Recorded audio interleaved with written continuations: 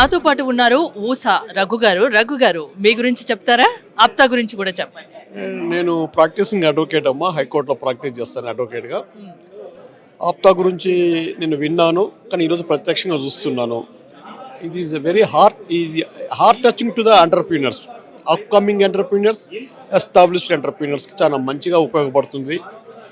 దీంట్లో ప్రతి పార్టిసిపెంట్కి కూడా before APTA, after APTA attitude change అవుతుంది, పాజిటివ్ యాటిట్యూడ్ చేంజ్ అవుతుంది. అట్లాంటి అట్మాస్ఫియర్ క్రియేట్ చేసింది ఆప్తాకి ఫస్ట్ కంగ్రాట్స్ చెప్తున్నాను. తర్వాత మీ సుమన్ గారికి, సుమన్ టీవీ వారికి కూడా కంగ్రాట్స్ చెప్తున్నాను. ఫస్ట్ ఈ గ్లోబల్ విలేజ్ చేసేసి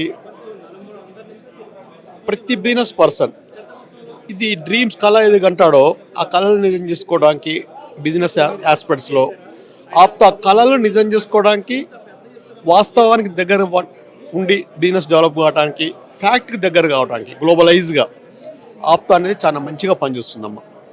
థ్యాంక్ యూ రఘు గారు.